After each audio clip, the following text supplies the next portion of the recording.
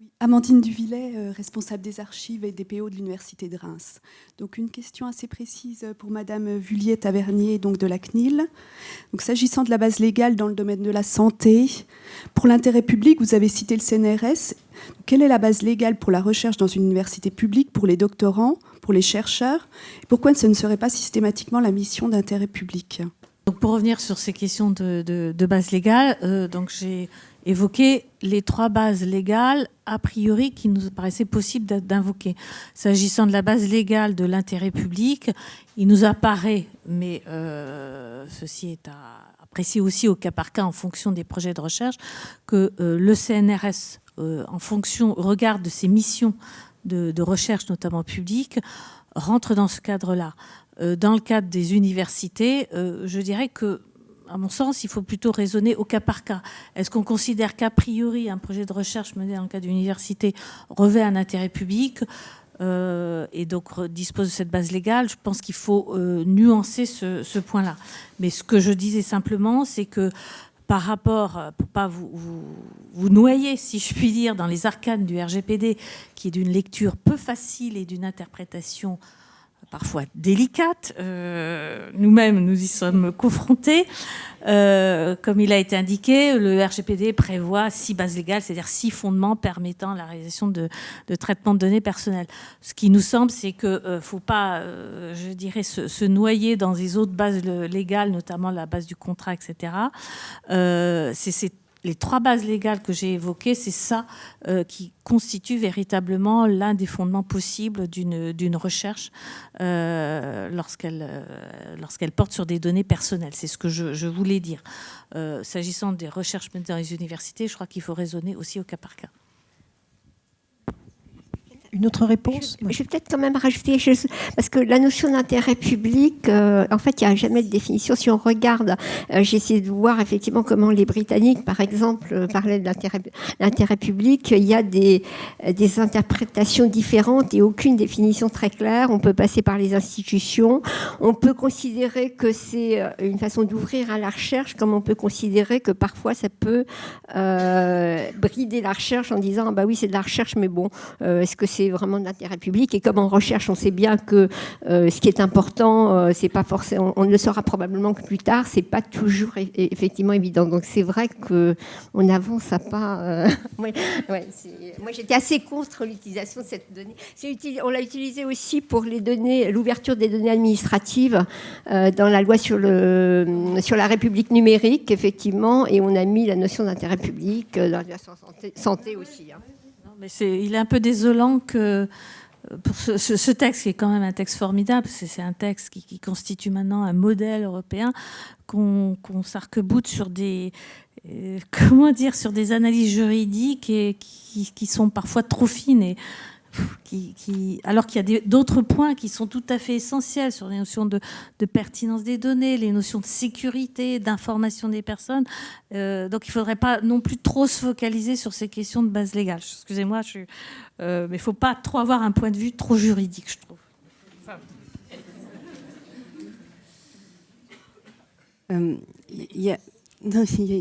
Ce qu'on peut ajouter aussi, c'est que cet intérêt, il va être mis en balance avec d'autres intérêts.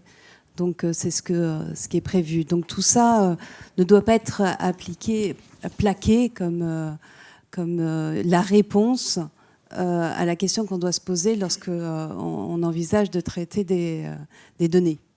Voilà. Et puis, je voulais juste revenir sur le traitement par les chercheurs et le régime dérogatoire et ce fameux article 89 consacré au traitement, notamment à des fins de recherche.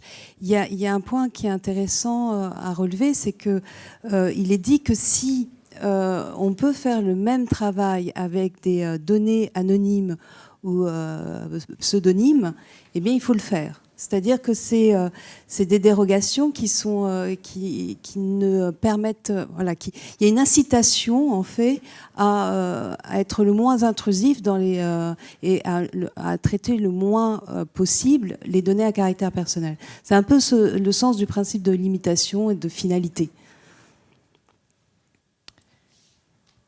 Oui, en même temps, bon, je veux dire, c'est quand on a discuté sur l'accès, effectivement, il reste de ça.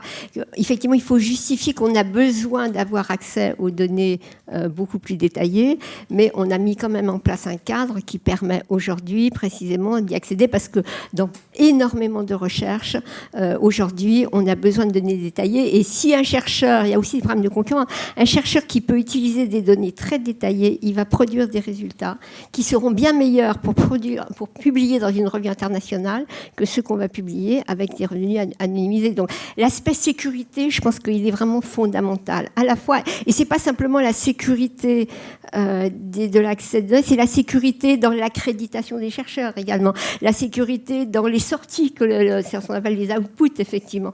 Il y a tout ça, effectivement, qui est, à mon sens, très, très, très important. Alors, je voudrais juste rajouter sur la question d'intérêt public. L'INSEE a utilisé aussi cette notion d'intérêt public dans un cadre un peu différent pour mobiliser, en fait, les données en fait, en ce moment, c'est en train de démarrer, et tous les instituts statistiques vont faire ça, et Eurostat aussi, pour mobiliser les bases de données des opérateurs téléphoniques, par exemple, des tas de choses comme ça. Et alors, ce qui est intéressant quand même, alors d'abord, effectivement, ça, c'est pas forcément, il n'y a pas de translation immédiate aux chercheurs. On a, pendant des années, discuté avec l'INSEE pour obtenir que les chercheurs, de façon quasiment maintenant systématique, ont accès, effectivement, aux données de la statistique publique, même s'il y a encore des petites choses à régler, etc. Et là, en fait, alors on comprend bien, effectivement, on n'a pas voulu commencer par il faut d'abord régler la question de la statistique publique, mais c'est pas transférable pour l'instant. Et il y a un problème aussi, c'est que c'est pas transférable pour des raisons également techniques. Pourquoi ? Parce qu'en fait, l'INSEE va travailler sur les données chez les opérateurs, ils ne vont pas rapatrier les données, en fait. Et donc, du coup, le transfert pour les chercheurs, il n'est pas non plus absolument évident non plus. Donc la réutilisation dans ce cas-là, elle pose aussi des problèmes avec ce type de données. Donc on voit bien qu'on avait bien un cadre, mais il est remis en question par pas mal de choses qui ont bougé avec ce type de données. Mais juste pour peut-être... Paola, non. Vas-y Sophie, après je propose qu'on redonne un peu la parole à la salle. Vas-y, finis. Non, c'était juste pour peut-être vous mettre d'accord, mais c'est vrai quand même que le RGPD fait passer un message prônant quand même les techniques d'anonymisation et de pseudonymisation. Et la CNIL d'ailleurs a aussi à terme un pouvoir réglementaire d'édicter des règlements en ce domaine. Et c'est vrai qu'au niveau européen, il y a eu des lignes directrices en ce domaine sur les techniques d'anonymisation et pseudonymisation. Mais je dirais qu'aujourd'hui, il y a quand même un réel effort de recherche aussi à faire pour promouvoir des techniques anonymisation et pseudonymisation. Et aujourd'hui, on en est quand même loin. Voilà. Oui, Joëlle Alnaud, directrice de l'Office français de l'intégrité scientifique. Je vous remercie vraiment de ces échanges tout à fait intéressants. J'avais une remarque et une question. Une remarque, parce que tout ce que vous avez dit me laisse penser vraiment qu'on gagnerait, et ça serait une incitation à proposer, à étoffer les offres de formation qui sont faites en école doctorale sur ces questions-là, d'open science et de données massives, par exemple, en particulier en SHS, parce que, comme vous le disiez, Monsieur Baud, on n'est quand même pas très au fait. Moi, je suis enseignant-chercheur en SHS aussi, et je suis pas sûre que, quelles que soient les disciplines différentes, on soit vraiment bien au fait, bien formé sur ce point-là. Donc ça pourrait être effectivement quelque chose qui puisse remonter au niveau ministériel. Et puis j'avais une question peut-être plus technique ou naïve, en tout cas de ma part. Est-ce que dans ce contexte-là, évolutif, se pose toujours la question d'un éventuel droit à l'oubli ? C'est plus une question, ça a été consacré. Donc ça a été consacré dans le règlement, c'est l'article 17. Donc, et il est mis, c'est un droit qui est mis en œuvre. Sur votre première remarque, moi j'adhère tout à fait à cette évolution de la sensibilisation des chercheurs, et notamment des jeunes chercheurs, donc des doctorants, à ces questions-là. Et je dirais même que, en étant professeur de droit et responsable d'un master qui porte sur, dont le programme comprend la question de la protection des données, parce que c'est un master du droit du numérique, en définitive, ce devrait être dans toutes les formations, quelles que soient les spécialités, et ça de droit public et à droit privé. Donc ça, je parle pour ma chapelle, mais voilà. Moi, j'ai une question pour Madame Tavernier. Vous avez dit que la CNIL réfléchit à des dérogations possibles sur les modalités d'utilisation des données dites sensibles pour la recherche et que vous feriez de la consultation auprès des organismes de recherche. Est-ce que c'est franco-français ou est-ce que ça va être européen? Et quid de ce petit îlot France à côté plutôt du réseau international de la recherche? Donc sur les dérogations, enfin les exceptions à l'interaction et au traitement des données sensibles, donc ça, les exceptions, elles sont prévues au titre du RGPD. La question est de savoir, s'agissant de la question précise de la réutilisation des données issues des réseaux sociaux pour des fins de recherche, quelles exceptions peuvent être invoquées. Donc sur ce point, la CNIL prendra publiquement position, soumettra à consultation publique ces positions, de façon à avoir un retour des chercheurs, comme elle l'a fait déjà au mois de janvier. Donc ça sera une première prise de position. On est maintenant dans un concert européen avec les autres autorités de protection des données. Il y a un comité européen des autorités de protection des données qui donc a un programme de travail et qui permet donc chaque année d'adopter des lignes directrices précisant les modalités d'interprétation et d'application du RGPD.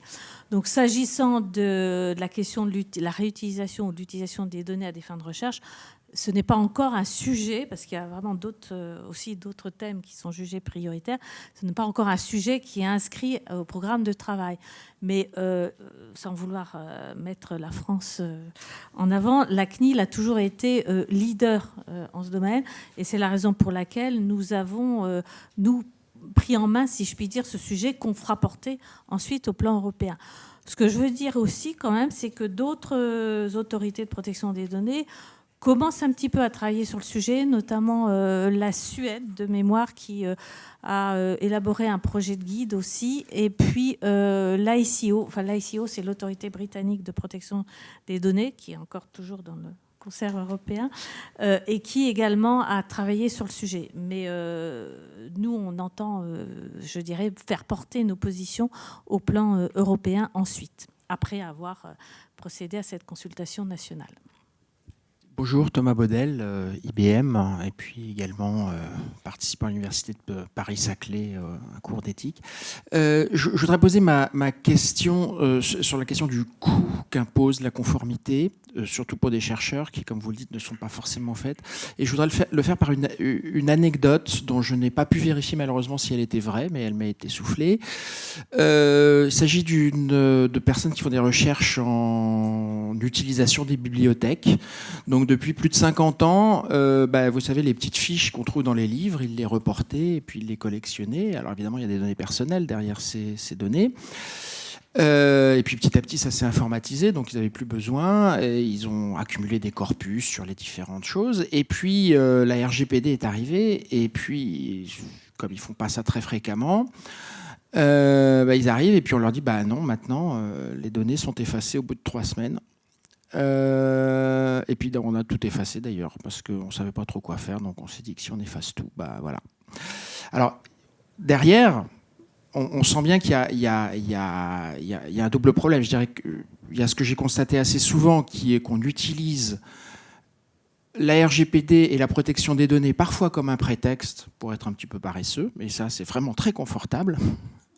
De l'autre côté, il y a quand même le fait que pour un chercheur, il a peu de moyens, il n'a pas forcément beaucoup de temps à passer à ces choses-là. Et du coup, alors cet exemple est peut-être fictif, donc je me méfie, mais est-ce que ça ne va pas interrompre des recherches ou poser des problèmes de ce genre-là, quoi ? Par rapport à votre question de première, la conformité a un coût. Appliquer la loi, oui, potentiellement, ça a un coût. Mais je veux dire, on est dans une démocratie où on a respecté, je crois, tous les règles de droit qui ont été votées par les représentations démocratiquement élues. Donc ça, c'est une première réponse de base. Au-delà de ça, moi, je trouve que, par exemple, prendre en compte des mesures de sécurité, c'est le minimum nécessaire. Faire en sorte que des résultats de recherche paraissent sur Internet sous une forme vraiment anonymisée et non pas en publiant des listes de noms, ça me paraît être aussi le b.a.-ba. Alors, est-ce que ça a un coût ? Je ne sais pas, mais c'est aussi une bonne gestion aussi des données en recherche. Quand on parle plan de gestion des données, ça passe aussi par ça. Et puis, je trouve que le domaine de la recherche et les universités ont fait, même sans parler du RGPD, un énorme travail de sensibilisation. Vous l'évoquiez tout à l'heure. Moi, je tire mon chapeau au CNRS, au service juridique, au DPO. Je vois que Gaëlle est là, parce que depuis des années, il y a eu un travail d'accompagnement qui a été fait, qui est extraordinaire. Au niveau des universités, il n'est peut-être pas forcément très connu, mais il y a un réseau des DPO, on appelle le réseau SubDPO, qui a fait aussi un travail tout à fait efficace, qui donc a monté un réseau avec aussi des échanges d'informations, qui est là aussi pour sensibiliser les universités et former l'ensemble du corps enseignant, les étudiants aux questions de protection des données. Ils n'ont pas beaucoup de moyens et je trouve qu'ils font des choses vraiment, vraiment très belles. Donc nous, ce qu'on entend, c'est vraiment accompagner tous ces acteurs, ces têtes de réseau, parce que je pense que c'est grâce et c'est par eux qu'on arrivera à faire passer ce message protection des données, sans qu'il y ait forcément beaucoup d'argent derrière, mais c'est aussi un investissement humain qui me paraît nécessaire. Voilà. Oui. Non, mais pour compléter cette réponse avec laquelle je suis tout à fait d'accord, il me semble important, comme on l'a évoqué pour la formation, de aussi évoquer la prise de conscience que oui, les données numériques, ça a un coût. Les faire dans de bonnes conditions, les mettre en conformité, les conserver, les diffuser, et d'avoir de la qualité aussi, c'est un coût et il faut que tout le monde en prenne conscience, les chercheurs, l'intégrant dans leur pratique, les financeurs, les institutions, l'État, qui s'en rendent compte également, mais c'est un coût, c'est une valeur aussi, on l'a vu, et il y a de fait, on l'a évoqué, il y a des combats de valeurs ici, c'est-à-dire qu'effectivement, quand on parle de big data, est-ce que c'est les GAFAM qui possèdent l'ensemble, parce qu'ils ont compris que c'est un coût, hein, ils mettent facilement en place des milliers de data centers qui coûtent très cher, mais ils font visiblement, ils y trouvent leur compte. En tout cas, ce qui est sûr, c'est qu'il y a peut-être, pour les sciences humaines et sociales, plus qu'ailleurs, une petite période d'ambiguïté sur les données numériques. Ça coûte pas cher et c'est pas grand-chose. Alors que si, ça doit être intégré dans la démarche du chercheur, ça doit être intégré dans son évaluation et ça doit être intégré dans les coûts que ça représente pour les projets de recherche, pour les institutions, pour l'État. C'est clair, même si on est aussi capable de trouver des solutions pour que justement ça coûte le moins cher possible. C'est un des enjeux que j'ai, moi, avec clairement, hein, dans mon infrastructure, là, c'est d'avoir entièrement conscience, et on travaille beaucoup avec l'équipe là-dessus, sur le fait que le support qu'on apporte à la recherche a un coût et et que cet argent-là, si on le met là, on ne l'a pas ailleurs en recherche, notamment en sciences humaines et sociales. Donc il faut faire les bons choix. Et là aussi, accompagner les chercheurs pour que ça reste, ces choix-là appartiennent à ceux qui ont le devoir de prendre ces choix-là, donc du côté des chercheurs et des projets de recherche. Oui, moi je crois qu'il y a deux problèmes un peu différents. Il y a d'abord un problème culturel de discipline. Il y a les disciplines, toutes les données, elles ont un coût partout en fait. Quand on est en physique, on considère qu'effectivement, la donnée ça a un coût et pour accéder à un accélérateur de particules, on paye. Il y a de l'argent effectivement pour ça. Il y a des disciplines où c'est pas du tout le cas. La question c'est en fait, tout a un coût, mais qui paye ? Est-ce que c'est l'utilisateur final ? Est-ce que c'est les institutions ? Est-ce que c'est l'État directement, etc. Donc ça, effectivement, il y a un peu une prise de conscience et puis il y a des modèles différents. Après, il y a quand même, avec les données, les big data maintenant, il y a quand même un deuxième élément qui intervient, et avec l'open data, etc. C'est-à-dire qu'on est quand même maintenant, il y a d'autres acteurs. La donnée, elle est une valeur économique avec des groupes opérateurs, et donc les coûts de ce côté-là, ils ont quand même nettement augmenté. Ils peuvent même être extrêmement élevés, effectivement. Et là, je pense qu'effectivement, il y a un problème de prise de conscience aussi des institutions, effectivement, il y a d'autres opérateurs, et les outils aussi, d'ailleurs, parce que ça veut dire qu'effectivement, les plateformes, elles ont des outils qui sont bien plus performants que ceux qu'on a. Effectivement, je regarde par exemple ce que peut faire le Media Lab et puis ce que peut faire les GAFA, c'est pas tout à fait la même chose. Donc, il y a quand même un nouveau problème qui se pose sur ces coûts et dans lequel la prise de conscience du côté des infrastructures, même les infrastructures de recherche, je ne suis pas complètement sûre qu'elles aient, en tout cas pour l'instant, elles ne sont pas à la hauteur de cette question-là. D'autres questions ?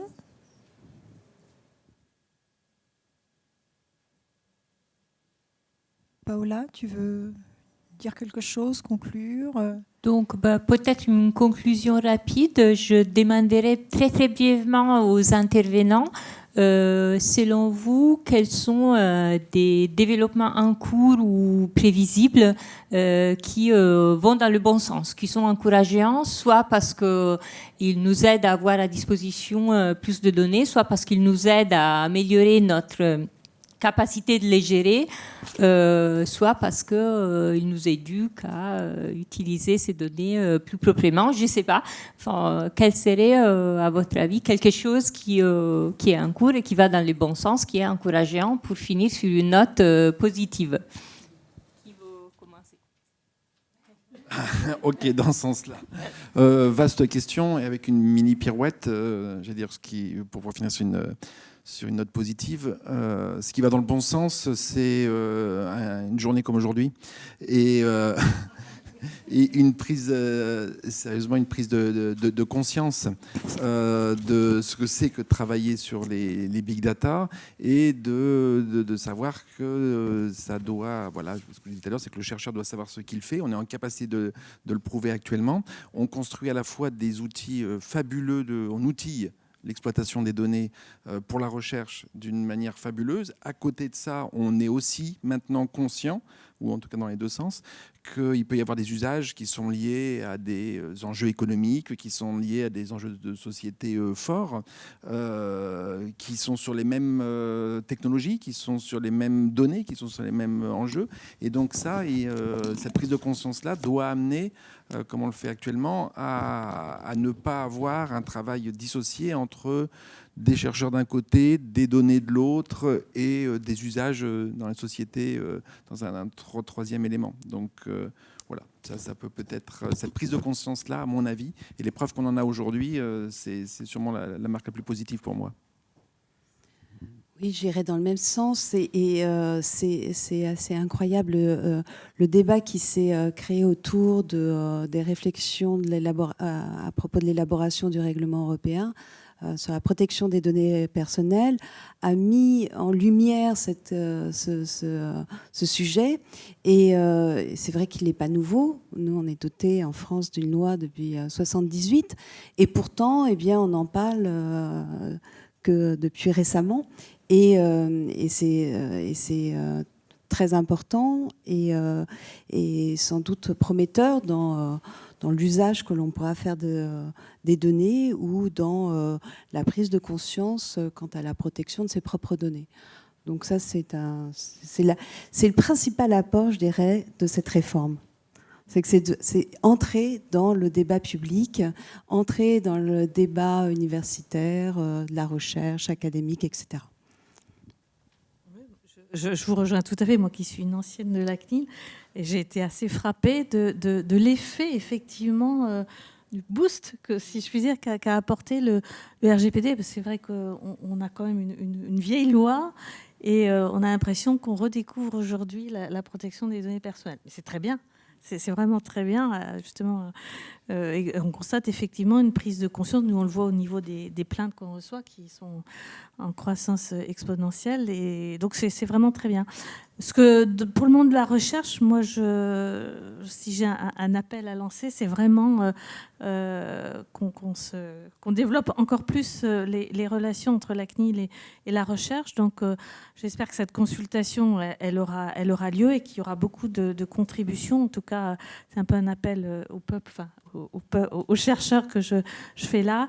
Et puis, j'ai oublié d'indiquer une chose, c'est, Gaëlle, j'espère que je peux l'évoquer, c'est que le CNRS s'engage aussi dans une démarche de sensibilisation au travers d'un guide qui est en cours d'élaboration dans le domaine des sciences humaines et sociales, donc un guide RGPD, donc qui sera prochainement finalisé. Donc je crois que c'est aussi une bonne nouvelle, mais il n'y a pas que le CNRS, il a vocation aussi à concerner tous les organismes de recherche.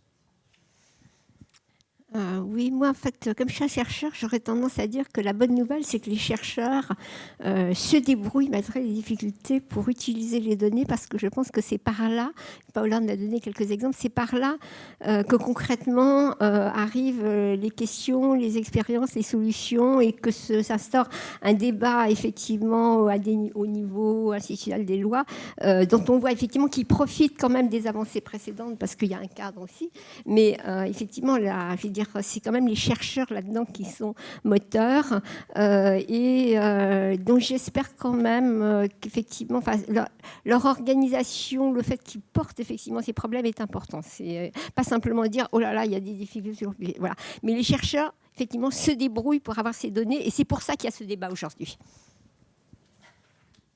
Bien, donc merci tout le monde d'avoir participé à cette discussion. Je crois que c'était très enrichissant. On a touché un peu à tous les points. Et donc, on conclut avec une note positive. On est en train de faire des choses qui vont dans le bon sens. On n'est pas tout à fait là, mais on y travaille. Et donc, on espère en reparler dans un an, peut-être dans 2 ans, avec quelques nouveautés à vous présenter. Merci aux organisateurs. Merci Paola pour l'animation de la table ronde, et merci à vous pour la participation.